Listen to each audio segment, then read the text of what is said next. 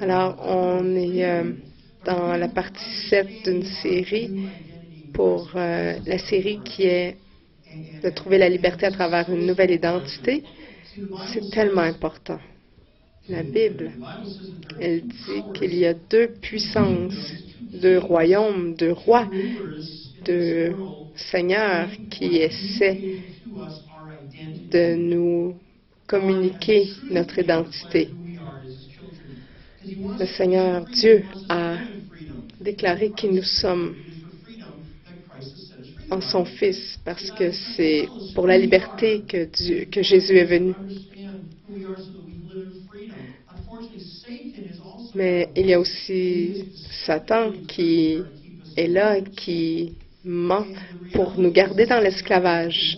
La réalité, la triste réalité, c'est que la voie que nous croyons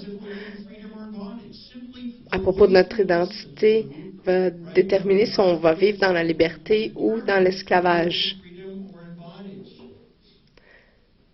Tout dépendant de ce que l'on croit. La déclaration vraie, véritable de Dieu, de notre identité, c'est 2 Corinthiens 5, 17. Alors, si quelqu'un est en Christ, il est une nouvelle création. L'ancien est parti, le nouveau est venu. Alors, vous êtes une nouvelle création. Nous sommes régénérés, une nouvelle genèse, une nouvelle nativité. Alors, il y a une transformation qui se passe lorsque l'Esprit Saint vient en nous et qui nous fait de nous une nouvelle création. Mais Satan, malheureusement, a aussi une déclaration fausse. Et la plupart des gens écoutent la voix de Satan au lieu de la voix de Dieu. Et la formule de Satan, c'est que notre identité égale notre performance plus ce que les gens pensent de nous.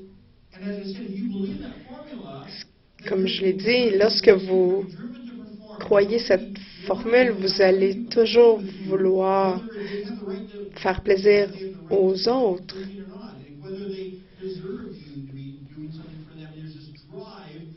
Vous allez avoir cette pulsion de toujours faire plus pour les autres, pour que les autres vous acceptent et vous aiment. Il y a des fausses croyances, qui sont aussi appelées des forteresses, qui ont une emprise sur notre vie. Une forteresse, c'est un ensemble de pensées qui forment une croyance qui prend la place de la vérité de Dieu dans le cœur d'une personne. Ça affecte notre comportement, nos pensées, ce qu'on fait ou on ne fait pas.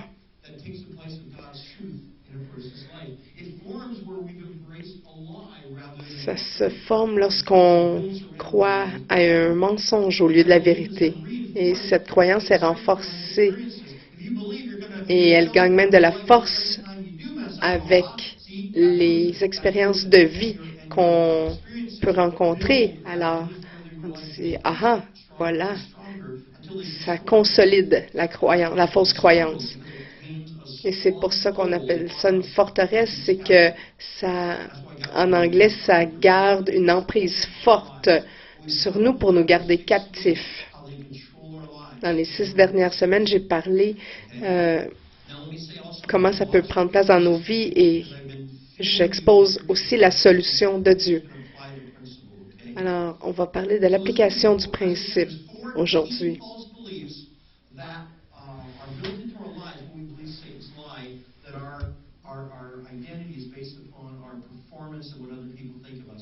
Alors, je vais vous parler des 4 fausses croyances de base. La première, c'est que je dois rencontrer certains standards pour avoir de la valeur et être capable de m'accepter. On doit rencontrer certains standards. La conséquence, c'est qu'on a toujours peur de l'échec. Et on embarque dans le perfectionnisme et dans le piège de la performance. On peut même en venir à avoir peur de prendre des risques, de peur de l'échec.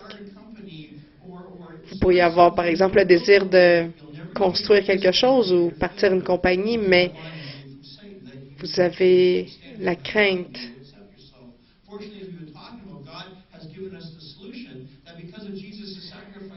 La solution de Dieu, c'est que grâce au sacrifice de Jésus sur la croix, nous sommes complètement justifiés, donc complètement pardonnés et nous plaisons entièrement à Dieu. On n'a pas besoin d'avoir peur d'essayer parce qu'on a l'amour de Dieu, peu importe. La deuxième fausse croyance, c'est que je dois avoir l'approbation des autres pour pouvoir m'accepter.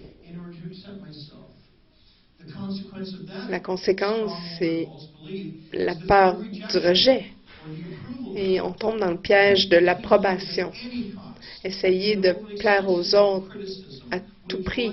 On est trop sensible aux critiques et on peut en devenir à se retirer des gens parce qu'on a peur d'être rejeté. Certaines personnes en viennent même à devenir manipulateurs pour avoir l'approbation des autres. Mais la solution de Dieu, c'est que grâce au sacrifice de Jésus sur la croix, nous sommes réconciliés, ce qui veut dire qu'on est complètement accepté par Dieu. On n'a plus besoin d'avoir peur du rejet. Troisième fausse croyance, ceux qui échouent ne sont pas dignes d'amour et méritent d'être punis. Si tu ne fais pas ce qu'il faut et tu ne fais pas bien, tu ne mérites pas l'amour. Si je te punis, tu vas peut-être commencer à changer de comportement et à faire mieux. La conséquence, c'est que c'est la peur de la punition, le piège du blâme. On a une tendance à punir les autres. On se blâme soi-même et les autres pour l'échec. Il y a un retrait de Dieu et des autres croyants pour éviter la punition. Alors, en évitant les autres, ça évite, on pense que ça va nous éviter la punition. Mais la solution de Dieu, c'est que grâce au sacrifice de Jésus sur la croix, nous sommes complètement lavés.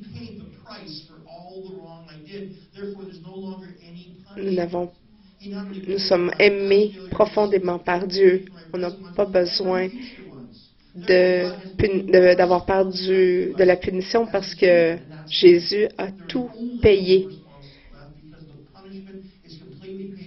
Tous les péchés ont été punis pour toute l'éternité par le sacrifice de Jésus. Et Dieu n'a plus aucune colère, il n'a que de l'amour qui reste dans son cœur. La quatrième fausse croyance, c'est « je suis ce que je suis, je ne peux pas changer, je suis sans espoir ». Peut-être que les autres peuvent changer, mais moi, je ne peux pas. Pourquoi essayer encore? La conséquence, c'est un sentiment de honte. Il y a un piège de désespoir parce qu'il y a quelque chose en moi qui dit « je ne suis pas aussi bon que les autres, je suis passif ». Il y a un désespoir, isolation, sentiment d'infériorité et de désespoir, un retrait des autres. La honte ne dit pas que j'ai échoué, ça dit que je suis un échec. Et ça nous gèle, nous paralyse. Mais vous savez, on a un appel qui est d'étendre, d'expandre le royaume de Dieu sur la terre. Mais si Satan peut mettre cette honte en nous, on ne va jamais rien essayer. Alors, on ne va pas pouvoir faire l'appel que Dieu a sur nous, remplir la mission. La solution de Dieu, c'est que grâce au sacrifice de Jésus sur la croix, je suis régénéré. J'ai été refait à neuf, complet en Christ. Je n'ai plus besoin d'expérimenter la honte parce que maintenant je suis libre de faire ce que Dieu m'appelle à faire.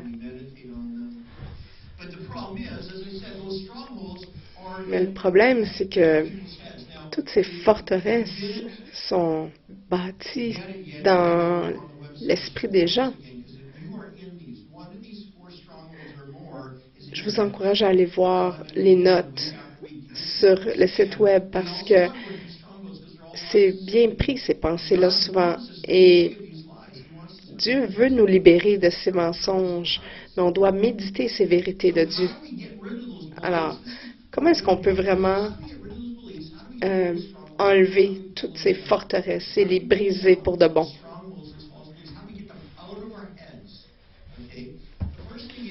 La première chose, c'est qu'on doit comprendre le processus,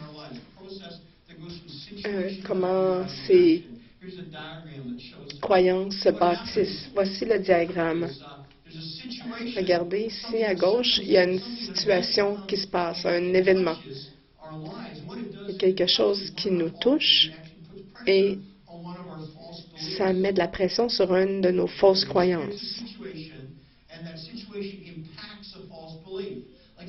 Alors, par exemple, votre entreprise connaît un mauvais tournant. Alors, ce que vous allez vous dire, c'est « Ah, je ne vais jamais avoir du succès. » Alors, ça touche la performance. Alors, ça amène une fausse croyance qui est l'opposé de ce que Dieu pense. Ça ne veut pas dire que c'est une pensée nécessairement qui est mauvaise, méchante en soi, mais elle est contraire à ce que Dieu pense. Et lorsqu'on pense ces pensées qui ne sont pas de Dieu, ça nous amène des émotions qui ne sont pas appropriées. On ne peut pas avoir une émotion de colère sans avoir eu au préalable une pensée de colère. On ne peut pas avoir d'émotion d'anxiété si on n'a pas eu une pensée juste avant qui a déclenché cette anxiété. Il y a toujours une pensée négative qui amène un sentiment négatif par la suite. Et suite à l'émotion, il y a une action. Et si l'émotion n'est pas adaptée, n'est pas favorable, ça va amener une action qui est inadaptée. Donc, si on peut changer notre croyance, on peut changer nos pensées pour avoir des bonnes émotions et engendrer des bonnes actions. Exemple, j'ai de la bonne eau dans ma tasse. Si on met, par exemple, de la mauvaise eau, ça va amener une maladie. Je dois aller à la source pour... Regardez, vous avez dans la tête la source, c'est les pensées. Si les pensées sont pures et divines, ça va changer nos émotions, des belles et des bonnes émotions, et ça va engendrer des bonnes actions.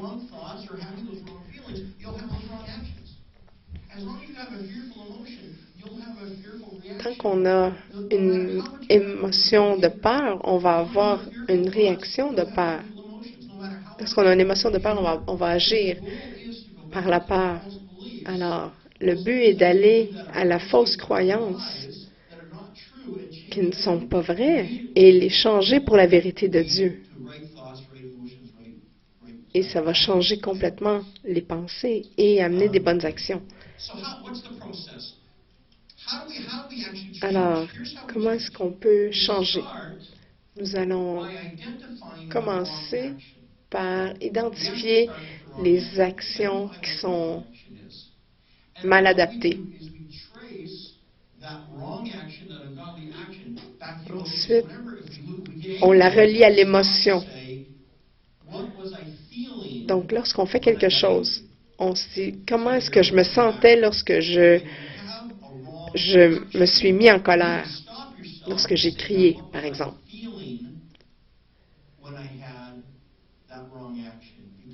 Alors, comment je me sentais lorsque j'ai engueulé quelqu'un? On identifie la colère. Et là, je fais une pause pour vous dire que c'est important d'identifier ce qu'une émotion est. Lorsqu'on dit « Ah, cette personne avait tort », c'est une pensée.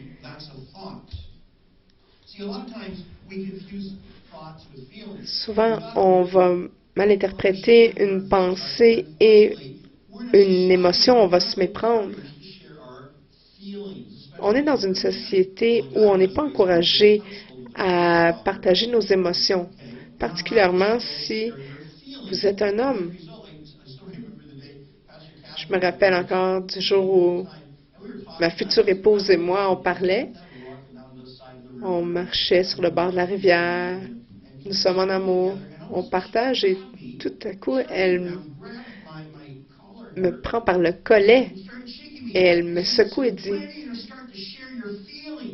Tu as besoin de commencer à partager tes émotions. » Et je vous dis honnêtement, je pensais que je le faisais déjà, mais je me rends compte que je partageais des pensées.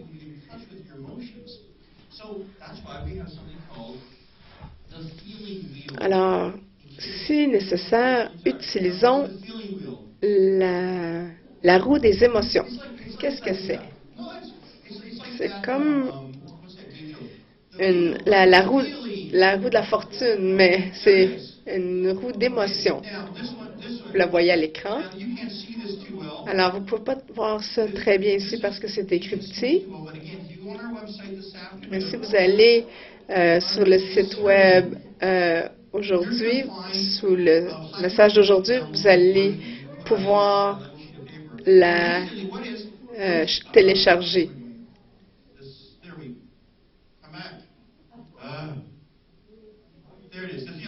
Voilà. Alors, au centre, on a 6 émotions de base. La tristesse, la colère, la peur. Ça, c'est un sentiment général. Alors, quel de ces mots décrit le mieux mon émotion si on se sent triste? Parce qu'on ne peut jamais comprendre qu'est-ce qu'on a pensé avant de comprendre quelle était l'émotion. Si on se sentait, par exemple, triste, on peut voir que c'est peut-être parce qu'on se sentait inférieur.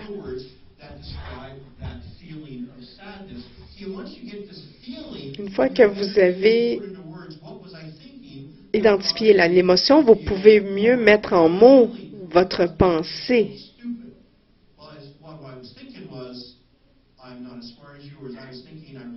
Et lorsqu'on se sentait, par exemple, triste par infériorité, c'est on a pensé « Ah, j'ai senti que je ne pouvais pas exécuter cette tâche aussi bien que toi. » Ce que ça fait, c'est de nous aider à communiquer nos émotions aux gens, à nos proches.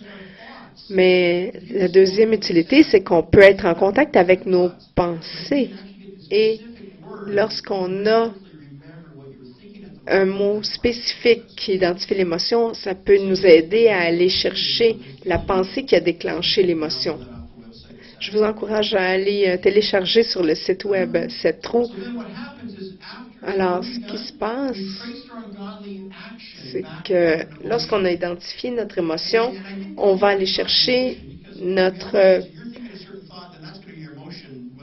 pensée qui est anti-divine.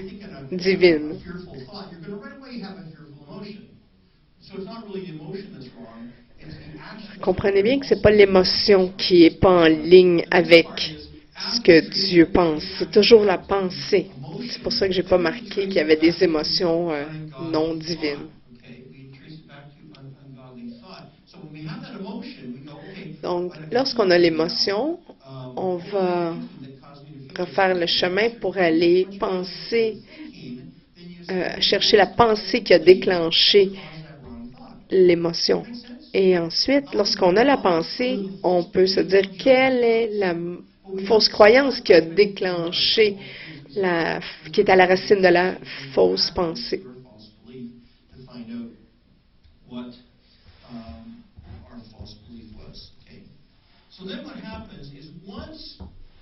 Alors, une fois qu'on a identifié la fausse croyance qui est à la racine de notre pensée non divine, on a besoin de travailler avec Dieu. On doit confesser pour avoir l'aide de Dieu, pour que cette pensée soit transformée en pensée non divine pour une pensée divine, en ligne avec ce que Dieu pense.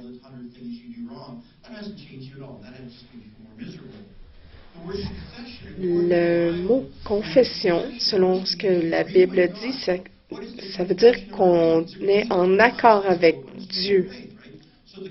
On est en accord avec Dieu sur ce qui est la vérité. Que nos actions, nos pensées et nos fausses croyances ne sont pas en ligne avec sa pensée et donc destructives. Donc, la première partie de la confession, c'est Dieu, tu dis que c'est pas bon et que ça me détruit, je suis d'accord. C'est pas bon et ça me détruit. Deuxième chose à faire, c'est de ressentir les sentiments de Dieu par rapport à ce péché-là.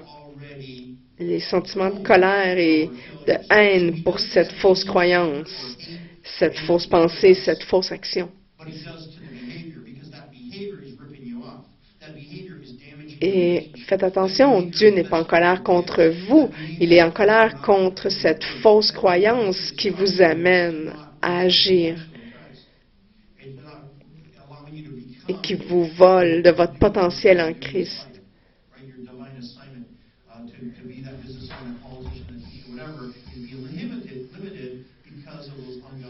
Tout ce potentiel qui est limité, le potentiel de faire le royaume de Dieu sur la terre.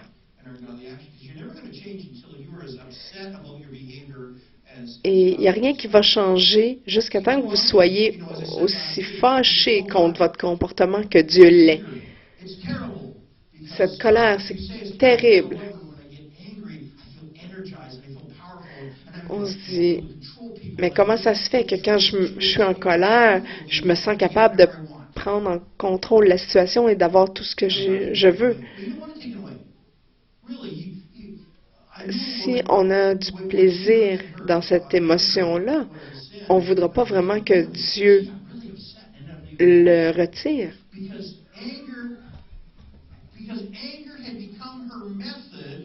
La colère, parfois, peut être une méthode pour éviter de gérer tout ce qui est de douleur en nous. Elle repoussait les gens.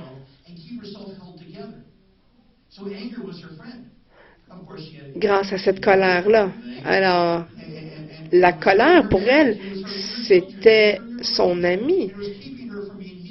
Mais ça l'empêchait d'être guérie. Et elle refusait de croire que cette colère était un péché. Alors, c'était comme une béquille pour elle.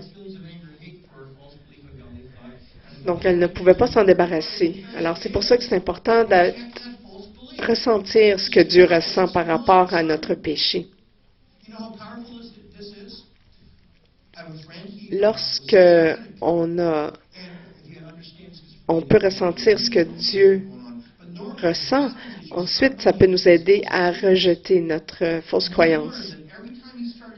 J'avais un ami qui était schizophrène, qui a appris à rejeter les mensonges. Pendant un an, à chaque fois qu'il entendait un mensonge dans sa tête, il disait « c'est un mensonge ». Et il crie à ces mensonges. Et il a réussi à retravailler son cerveau avec la vérité de Dieu. Avec la parole de Dieu, tous les neurotransmetteurs dans son cerveau se sont mis à fonctionner normalement et il est libéré maintenant de la schizophrénie. Donc, une fois qu'on a confessé notre forteresse, on veut bâtir une forteresse de vérité. Dieu veut être notre forteresse, celui qui nous énergise et qui nous garde en sécurité. Alors, ce qu'on doit faire, c'est de rejeter la fausse croyance et de la remplacer par la vérité de Dieu.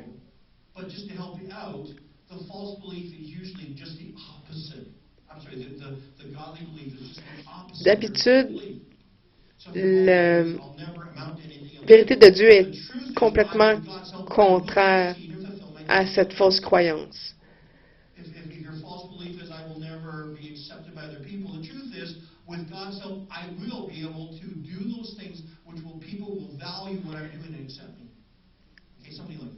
Comme par exemple, si on pense je ne ferai jamais rien de bon, ben la bonne pensée, c'est qu'en Christ, je peux tout.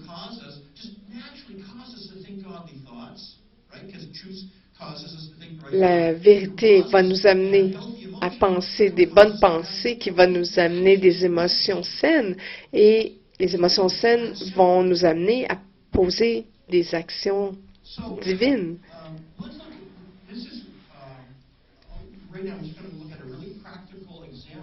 J'aimerais vous montrer un exemple très pratique du processus. Vous pouvez aussi télécharger cette charte où vous pouvez remplir quelle est la situation qui est arrivée. Exemple, vous avez eu un événement négatif. Quelqu'un vous a rentré dedans, dans votre auto, dans votre voiture. Vous avez eu un coup de téléphone. Alors, ensuite, identifiez l'action destructrice. Ensuite, reculez et identifiez l'émotion qui a précédé cette action. Une fois que vous avez identifié l'émotion, clairement, identifiez clairement la pensée destructive. Ensuite, vous pouvez identifier la fausse croyance. Vous pouvez écrire ça dans le carré. Et la deuxième étape, c'est d'aller dans l'étape de la confession. Être d'accord avec Dieu que ce qui est au-dessus était destructif. Vous allez écrire la vérité de Dieu. Vous pourrez ensuite écrire quelle pensée saine vous devriez avoir suite à la croyance de cette vérité de Dieu et voir quelle émotion ceci devrait déclencher en vous et quelles actions saines vous allez donc produire. Et je vous dis, ça fonctionne ce processus-là. Ce processus-là fonctionne très bien parce que ça m'a aidé même moi personnellement à changer mon comportement.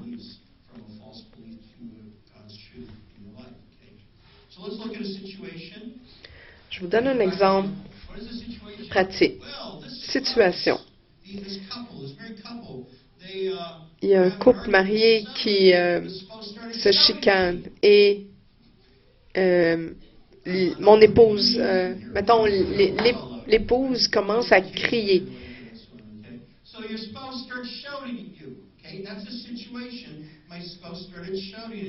Voici donc une situation où mon épouse a commencé à me crier après. Alors, quelle était l'action destructive? Par exemple, vous avez répliqué en criant, vous vous êtes enfui en auto, ou vous vous êtes juste retiré de façon passive-agressive. Ou vous pouvez aussi ajouter n'importe quel comportement inapproprié que vous auriez pu avoir. Maintenant que vous avez identifié l'action, on recule et on dit comment je me sentais lorsque j'ai agi. Est-ce que je me sentais rejeté, blessé, déprimé, confus, découragé, seul, découragé, sans espoir ou de la peur?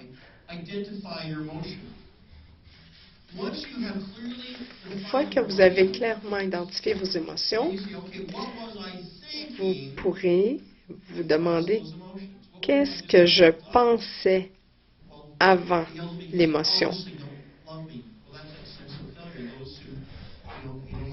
Ah, il ne m'aime définitivement pas.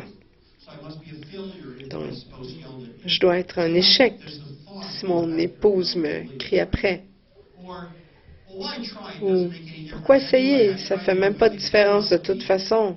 Elle m'écrit encore après. Ça, c'est le rejet.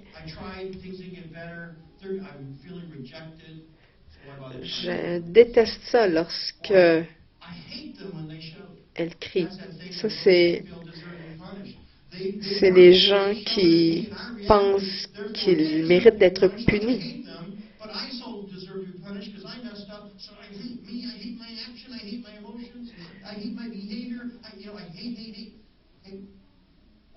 Ou, qu'est-ce qui ne va pas avec moi? Je ne peux pas m'entendre avec la femme que j'ai épousée.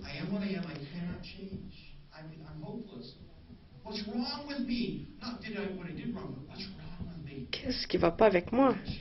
Ça, c'est de la honte.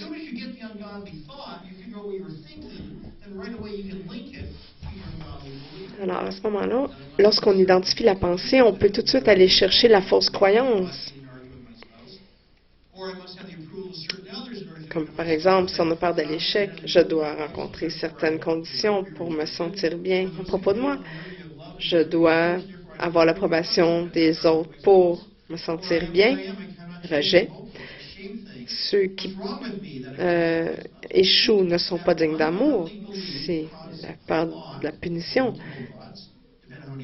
Ou je suis ce que je suis, je ne peux pas changer, je suis sans espoir. La honte. Alors, voyez-vous, tout le processus est là. Alors, qu'est-ce qu'on fait une fois qu'on a identifié l'action inappropriée, l'émotion inappropriée, la pensée inappropriée? On peut entrer dans le processus de la confession. Je confesse et je suis d'accord avec toi, Père, que ma croyance, pensée, émotion et action étaient destructives. Aide-moi à ressentir ce que tu sens, la colère et la haine que tu as à propos de ces fausses croyances. Et je rejette la fausse croyance que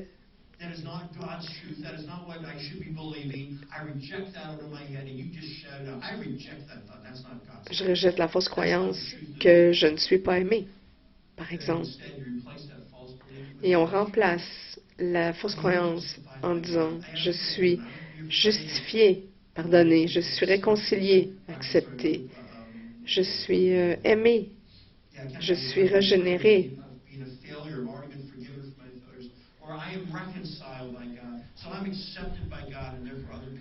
Je suis accepté par Dieu et par les autres. Je suis lavé. Peu importe ce que j'ai fait, je suis aimé. Donc, je suis régénéré, nouveau et complet. Ce comportement n'est pas ce que je suis maintenant.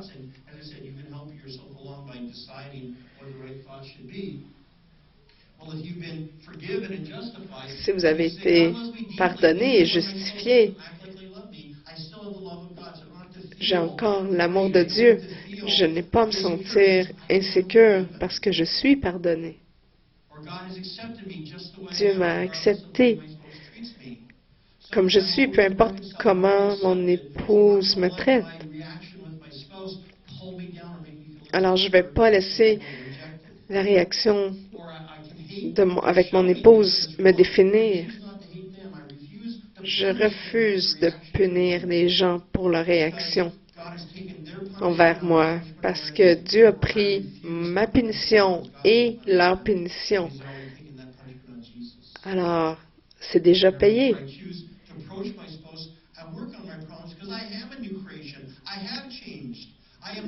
J'ai changé. Je ne suis pas mes actions. Je suis une nouvelle création.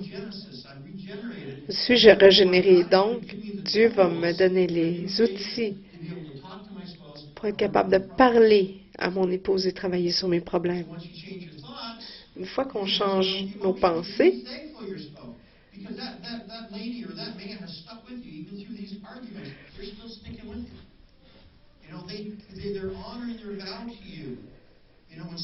mon épouse honore ses vœux, elle reste quand même présente avec moi.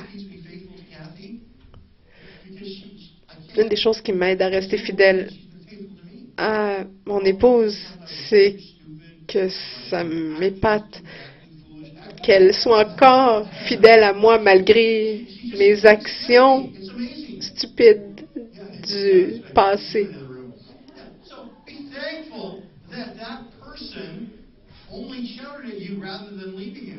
Alors, soyez reconnaissant que cette personne-là crie encore après vous au lieu de partir. Seigneur Dieu, j'ai les ressources pour changer. Donc, les résultats sont des émotions saines, de la gratitude pour l'épouse, de l'espoir pour le futur et une vision optimiste de la résolution du problème.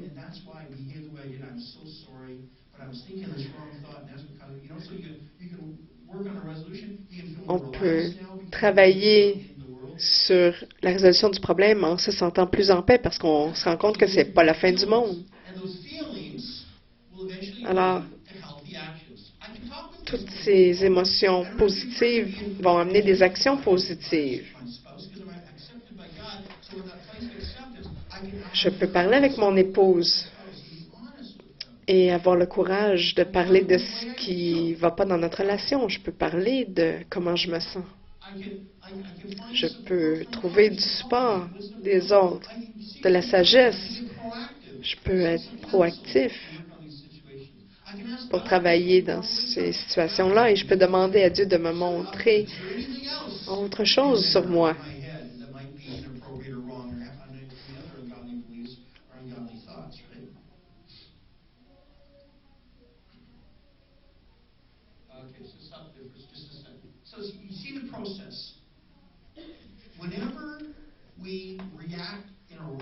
Lorsqu'on réagit d'une mauvaise façon, on doit s'arrêter.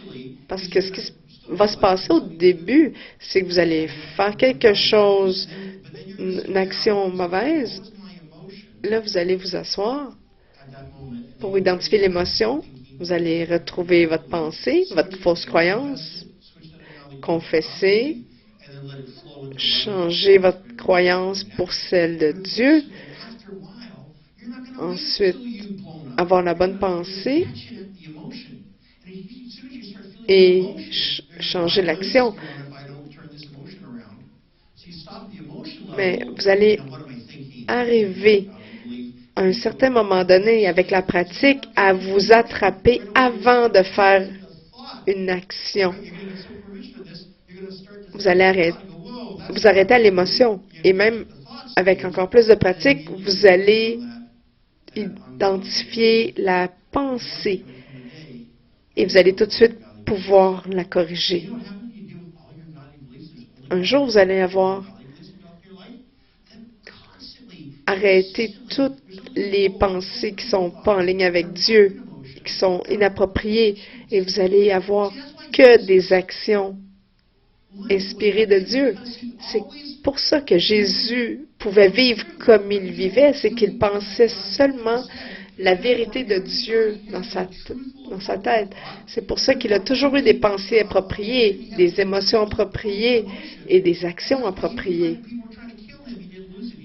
C'est même pour la raison pour laquelle, même lorsque les gens ont tenté de le tuer, il était encore calme. Ses actions venaient toujours de ses émotions, qui venaient toujours de ses pensées, qui venaient toujours de la vérité. C'est ce que Dieu désire pour nous aussi. Lorsqu'on a toujours la vérité de Dieu en nous, toutes nos pensées, toutes nos émotions, toutes nos actions seront en ligne avec la personne de Dieu. Alors, en résumé de toute cette série, voici comment on renouvelle notre esprit. Romains 12, 2. Ne vous conformez pas à ce siècle, mais soyez transformés par le renouvellement de votre intelligence. Se conformer au monde, c'est d'être en ligne avec les patterns de pensée du monde. Transformé par le renouvellement de l'esprit, c'est exactement le même mot que la transfiguration de Jésus sur la montagne. Ça veut dire métamorphoser. C'est ce qui se passe lorsqu'une chenille se transforme en papillon. C'est une créature complètement différente. Le renouvellement de notre intelligence, ça veut dire le renouvellement. Comment on rénove? On ajoute du nouveau matériel. On enlève du vieux matériel et on ajoute du nouveau.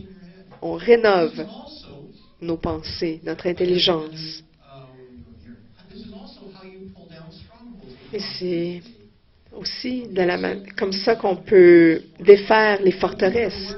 2 Corinthiens 10, versets 4 et 5. « Car les armes de notre guerre ne sont pas charnelles, mais puissantes par Dieu pour la destruction des forteresses, en détruisant les raisonnements et toute hauteur qui s'élève contre la connaissance de Dieu, et amenant toute pensée captive à l'obéissance du Christ. »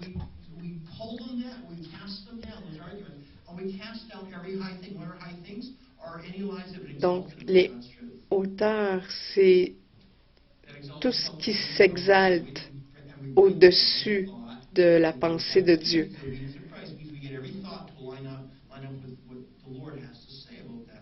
Alors, on amène toutes les pensées à l'obéissance du Christ. Et c'est comme ça qu'on peut gagner notre bataille spirituelle. On va sauter sur la tête de Satan.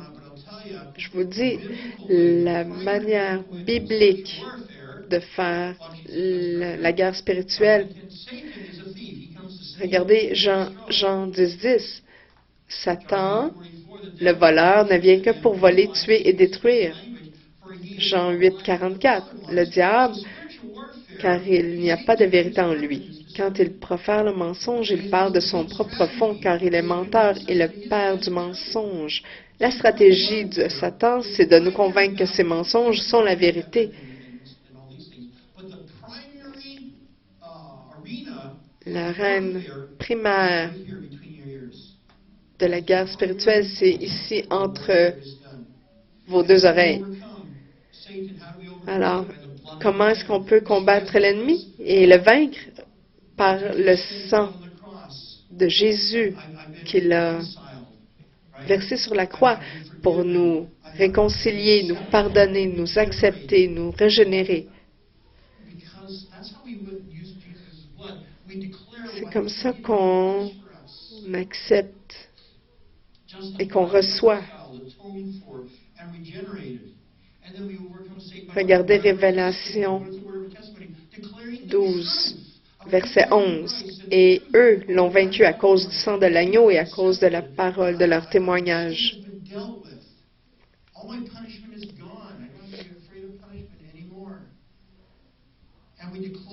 Nous déclarons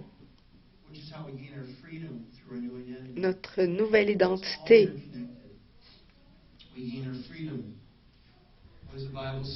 Qu'est-ce que la Bible dit dans Galates 5, verset 1? Christ nous a libérés pour qu'on puisse recevoir les bénéfices de la liberté. Par conséquent, soyez fermes dans cette liberté et ne devenez pas esclaves de nouveau.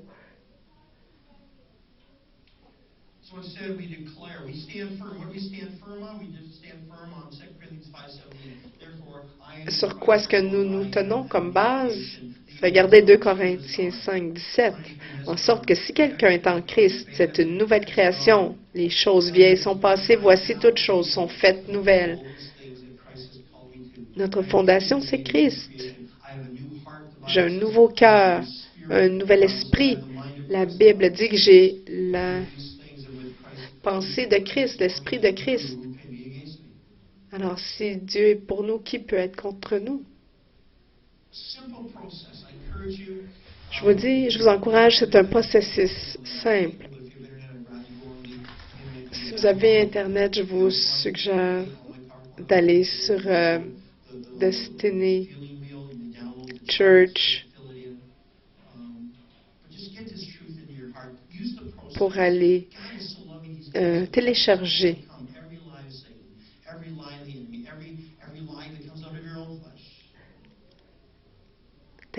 ces documents, ce processus pour aller abattre tous les mensonges de l'ennemi.